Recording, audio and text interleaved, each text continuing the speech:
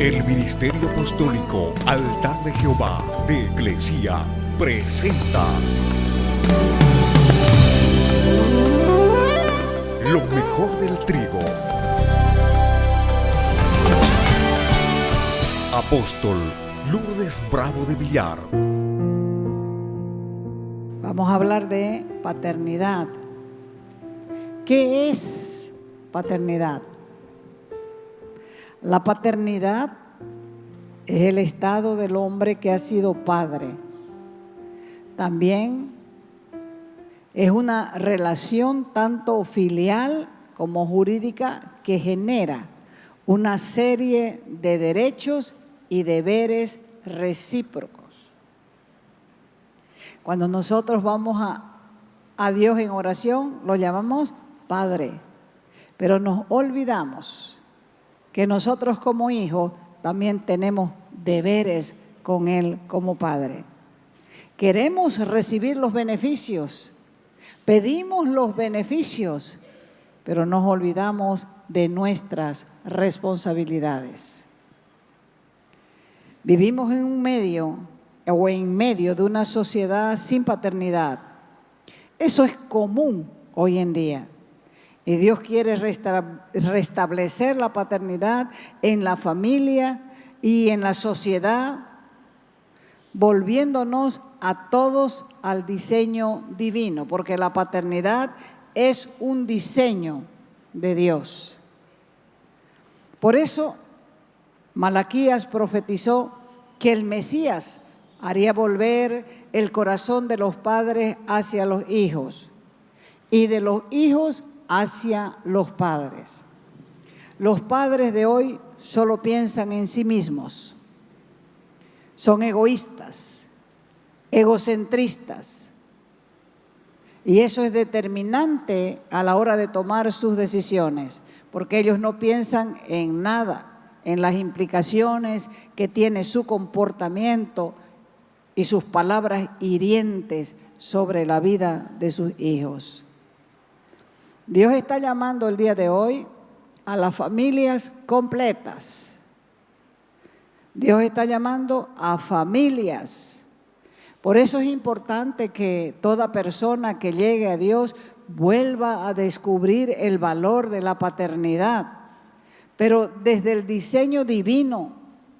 Padre no es aquel que engendra una criatura, sino aquel que guía, aquel que enseña, aquel que disciplina y ama en todo su desarrollo a ese ser que nació de sus propios genes. La figura del padre es diferente, es única. El hijo que no tiene paternidad está desubicado en la sociedad, está sin propósito y sin sentido. Por eso cuando un hombre vuelve su corazón a Dios, lo más importante que le sucede es que esa carencia, esa falta o privación de paternidad que sintió, que experimentó, empieza a ser transformada por el diseño divino del Padre Celestial. ¿Por qué? Porque el corazón del Padre se ha vuelto hacia nosotros y ahora nuestros corazones responden a ese estímulo de amor, volviéndonos hacia Él. Lo mismo sucede en la paternidad espiritual. La presión, los tiempos de crisis, las dificultades y la falta de experiencia en el área de paternidad natural nos desubican, nos hacen errar y por carencia de paternidad el enemigo aprovecha y nos hace pensar que quizá en otro lugar estaremos mejor y no entendemos que el reino de las tinieblas se levanta y alborota buscando la forma de sacarnos del lugar, de sacarnos del terreno donde Dios nos plantó y para hacernos crecer, para hacernos madurar, para llegar a ser también padres espirituales del otro o de otro. Pero el reino de las tinieblas se inquieta, se altera, se trastorna y presiona, desequilibrándonos. ¿Por qué? Porque quiere impedir que maduremos, que demos frutos, que vamos a otro nivel, porque sabe que a medida que creces, aprendes. Y a medida que aprendes, vas a conocer la paternidad del reino y te conviertes en una amenaza para él. Es por eso que contra las tinieblas hay que ser firmes y constantes, y no permitir que la armadura se afloje, porque no habrá forma de defendernos, porque esta lucha es a muerte, con un enemigo fiero que sabe que le queda poco tiempo. Debemos entender que no hay avivamiento sin guerra. Un avivamiento sin guerra es solamente entretenimiento. Y el entretenimiento no puede transformar una generación. El entretenimiento puede mantener a las personas en la iglesia, pero nunca las va a hacer crecer en Dios. Porque lo único que hace crecer es la palabra. Es la palabra. La palabra es lo único que hace crecer. Por eso se ve tanta inmadurez en la iglesia, porque el que no lee la palabra no crece nunca. Y esa es la única verdad. La iglesia crece cuando se la alimenta con palabra. Porque si solamente entretienes en la iglesia, vas a vivir buscando nuevas cosas que darle, porque también no hay nada que calme esa sed interior de la búsqueda de Dios. Cuando entretienes a la gente, primero les vas a dar una florcita, después le vas a dar una toallita ungida, después le vas a dar unos bigotitos y unos chulitos para entretenerlo. Después, esa misma gente que recibe todas estas cosas va a vivir buscando algo nuevo. Y los entretenedores también van a vivir buscando siempre cosas nuevas para darles. Ya no pueden darle las mismas cosas, porque la gente las va a desechar. Así que la cabeza tiene que estar funcionando. ¿Qué les doy ahora? ¿Qué les doy ahora? Denle en palabra, porque la palabra es lo único que transforma las vidas.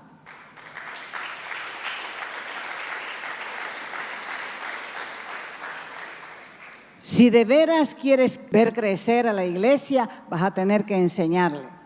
¿Qué? La palabra. ¿Qué? Más palabra. ¿Qué? Siempre más palabra. Porque la mayoría de los creyentes viven pensando en la iglesia perfecta, en megas iglesias, en grandes estructuras, pero no saben que para mantener esas estructuras que demandan muchos gastos económicos, terminan negociando sus principios, terminan negociando sus valores, buscando artistas, entre comillas, artistas cristianos, para generar ingresos, para sostener esas estructuras. Ese no es el evangelio que predicó el maestro. Ese tampoco es el evangelio que puede impactar una generación. El evangelio que va a impactar la generación es cuando hombres y mujeres anden con Dios al frente.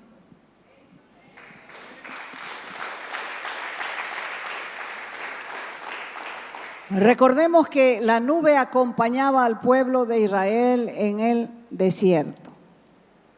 Cuando la nube se levantaba, recién se levantaba el pueblo y comenzaba a desarmar su campamento. ¿Por qué? Porque había llegado la hora de partir. Pero hoy es al revés. El pueblo se levanta y quiere que la nube,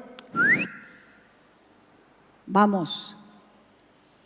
Si usted lee la escritura, se va a dar cuenta que la nube se levantaba primero. Y después comenzaba a deshacer toda esa estructura del campamento para poder marchar. Pero el que iba adelante, ¿quién era? El Espíritu Santo de Dios. Personalmente, yo quiero que Dios dirija mis pasos. Y por eso les digo que como generación necesitamos entregarnos completamente a Cristo para poder crecer en estatura. Porque esa es la medida de un varón perfecto. Mientras seamos niños, mientras seamos adolescentes en la fe, no tenemos la medida. Debemos apuntar a la madurez. Y tienes que saber que Dios te escogió a vos para impactar esta generación en que vives. Te creó precisamente en este tiempo específico. Y saber esto debería encender un fuego en tu corazón y llenarte de gozo. Porque no vas a pasar así como el viento, como una hoja seca, porque Dios te llamó para impactar tu generación. Y Dios siempre esconde cosas. Todas las cosas preciosas de Dios están escondidas. Por eso escondió el petróleo. Escondió el oro, la plata, los diamantes, las perlas, las esmeraldas, todos los metales y todas las piedras preciosas están escondidas. Y el mismo Espíritu Santo también se escondió en vasos de barro, y esos vasos de barro somos nosotros. O sea que si quieres conseguir las cosas buenas, las cosas eternas que están en la Escritura, vas a tener que leer y leer y leer. Te van a llamar y te van a decir, ¿qué estás haciendo? Estoy leyendo. ¿Qué estás haciendo? Estoy estudiando. Porque las cosas eternas de Dios están escondidas en su palabra.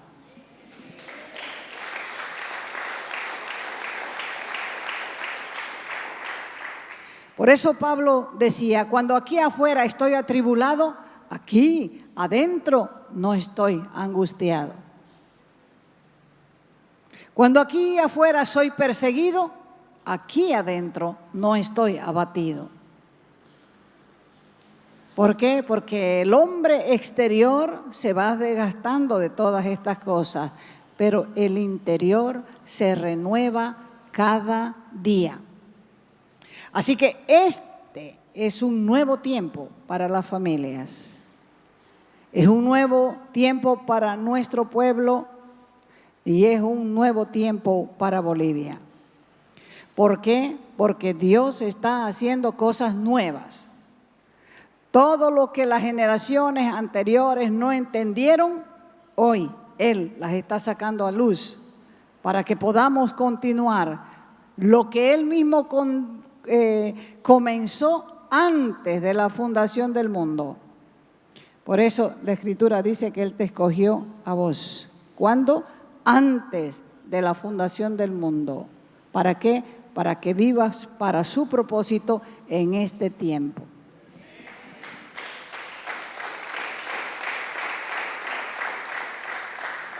Estamos entrando a un tiempo intensivo de estudio de la palabra para madurar, para que la iglesia deje de ser niña.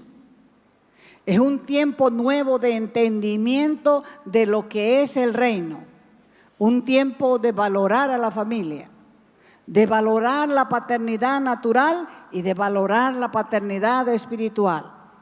Es tiempo de cambiar la mentalidad mediocre de la religión que te llevó o te llenó la cabeza de cuentos, de leyendas, de fábulas. Hay que transformarse por medio de la renovación de la palabra. Pablo clarito lo escribió, transfórmense. Toda esa mentalidad mediocre te va a mantener como un miembro de una congregación mediocre también. ¿Por qué? Porque estás haciendo lo que siempre has hecho, porque eso te agrada. Dios te está demandando cambio y el cambio siempre trae riesgos. Pero si te atreves, nunca más serás el mismo. No son los brujos, los yatiris o los quilliris los que tienen que decirle a esta nación lo que van a hacer, sino los profetas del Dios Altísimo. Ellos son los que tienen que enderezar todo lo que está torcido en esta nación.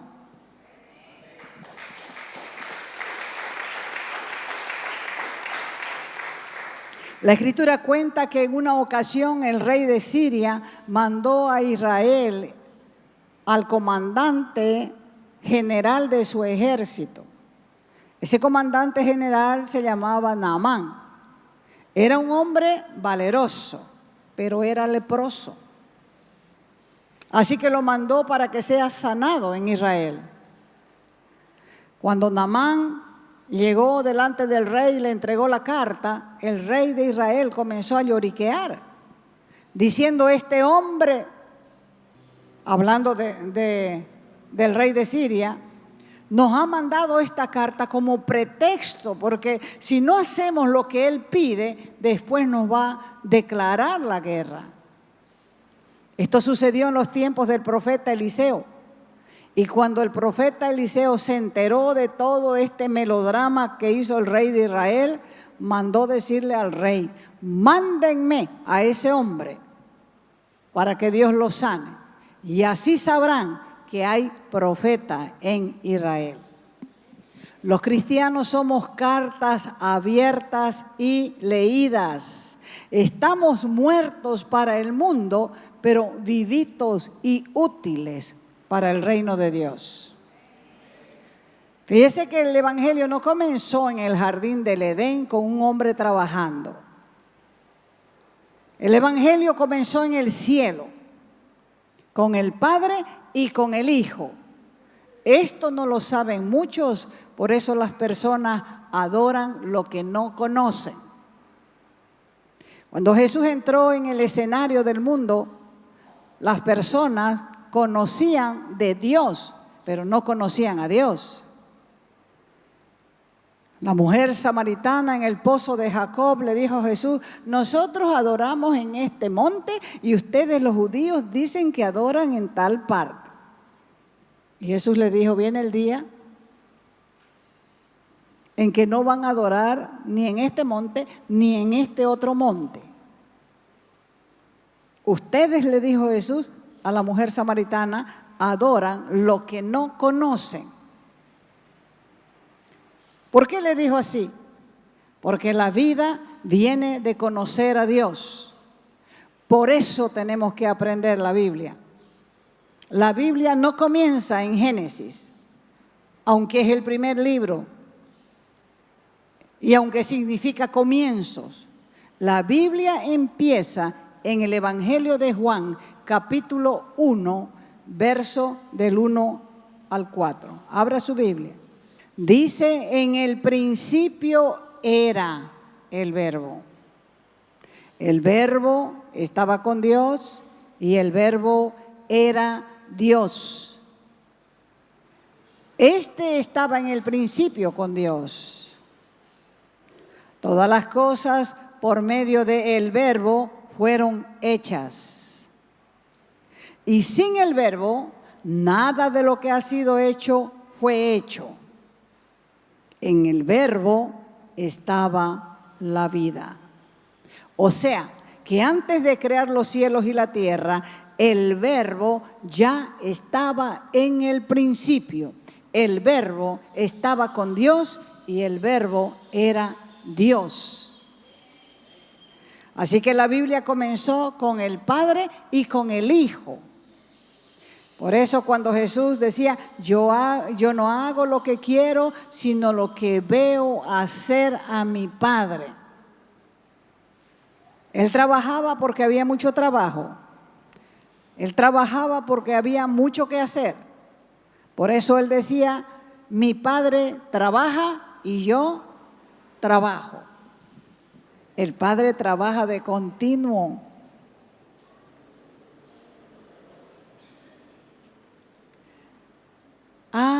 Dicen algunos, ¿y cómo dice la Biblia que Dios descansó? Escuchen, Dios no descansó por causa del cansancio. Él descansó para observar lo que había hecho, porque había concluido una obra. Y nosotros, hombres y mujeres de Dios, debemos descansar solo para mirar lo que hemos terminado, lo que hemos concluido. Pero si hablamos de verdad, vamos a ver que la iglesia en general no ha concluido nada. Más bien la iglesia vive cansada de liberar, cansada de enseñar, cansada de ir, cansada de venir. Hay que aprender a descansar en Cristo. Cuando una persona está cansada, corre el riesgo de cambiar sus valores. Y ejemplo tenemos en la Escritura. El primer ejemplo. Tengan mucho cuidado los hombres cansados, los hombres que no valoran lo que Dios les ha dado y viven enojados, murmurando y quejándose. Esto quiere decir que cambiaron sus valores. Esaú llegó cansado, llegó abatido y muerto de hambre y cambió su primogenitura por un plato de lentejas. Los líderes cansados de ver que la obra no avanza cambian sus valores. Por eso no tenemos que mirar la obra, tenemos que mirar para arriba. Porque la gente entra y sale, entra y sale. ¿Por qué? Porque no entran y se cierran las puertas. Las puertas quedan abiertas para el que quiera quedarse, se quede voluntariamente, y el que quiera irse, se vaya también voluntariamente. Entonces cambian los valores porque la gente quiere ver la obra terminada. Lo que tienen que saber es que Dios no terminará nada que Él no comienza. Y este es un llamado general a la iglesia. Iglesia, vuélvanse a Dios. ¿Por qué? Porque Él quiere darle a esta generación buenas raíces.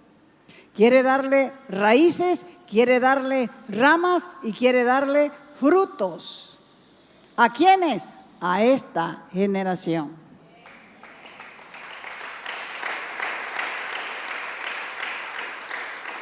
Otro ejemplo de cambio de valores lo vemos en el hijo pródigo. El muchacho o el hombre se fue de la casa paterna porque no tenía raíces, solamente ramas. El hijo mayor tenía raíces, pero también tenía ramas. Por eso quedó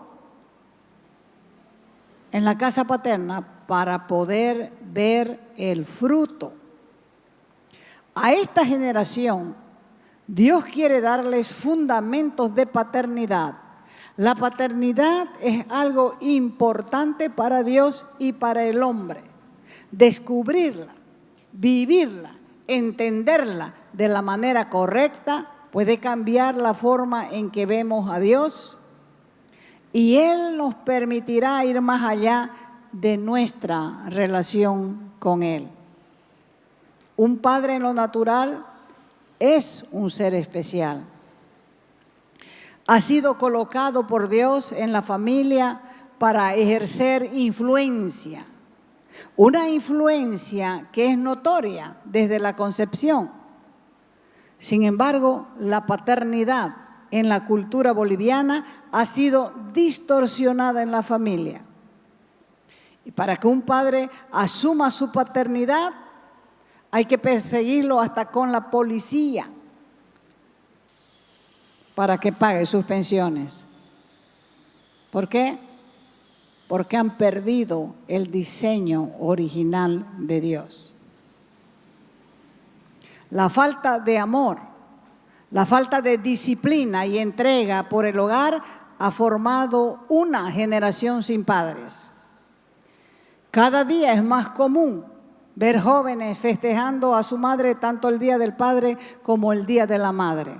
¿Por qué? Porque ella asumió el rol, tanto de padre como de madre, debido a la irresponsabilidad del padre, porque el padre abandonó a la familia y se fue con otra. Pero también a la inversa.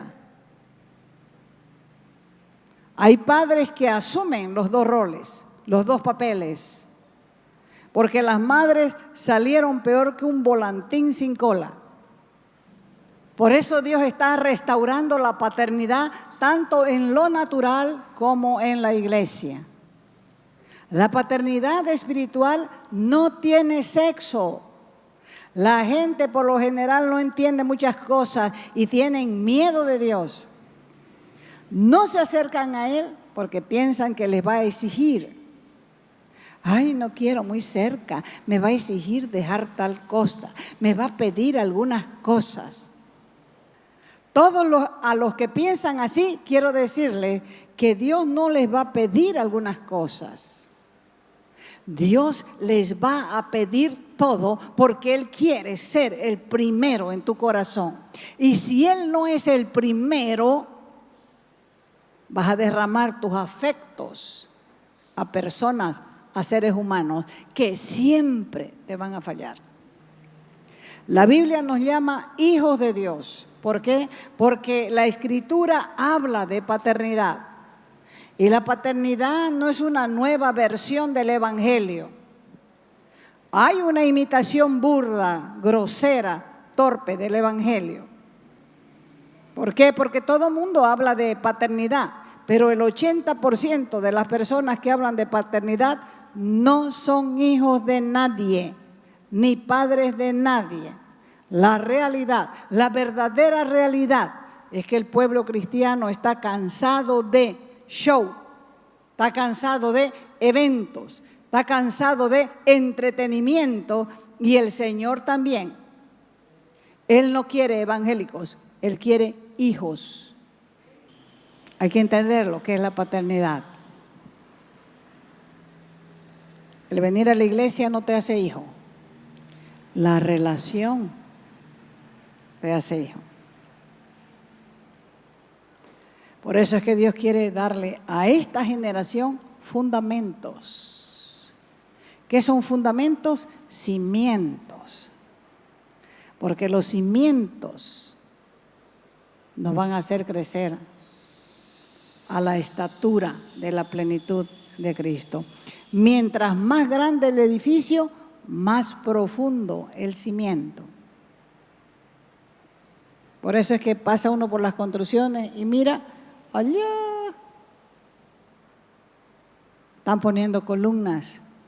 Quiere decir que el edificio no va a ser pequeño, el edificio va a ser grande, va a ser alto.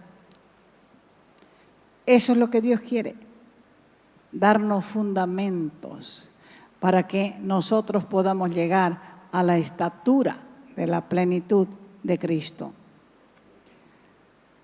La paternidad es muy importante para Dios y también para el hombre. Por eso es que Él nos manda a descubrirla.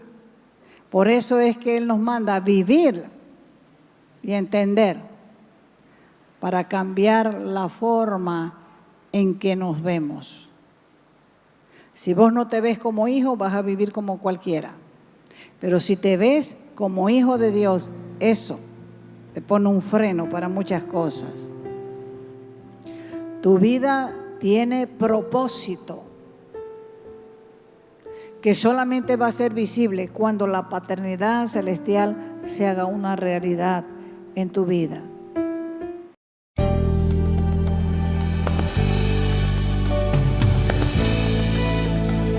Te invitamos a nuestras conferencias los días viernes, sábados y domingos a las 20 horas y el domingo a las 10 de la mañana. Calle Nicolás Suárez, esquina Félix Pinto.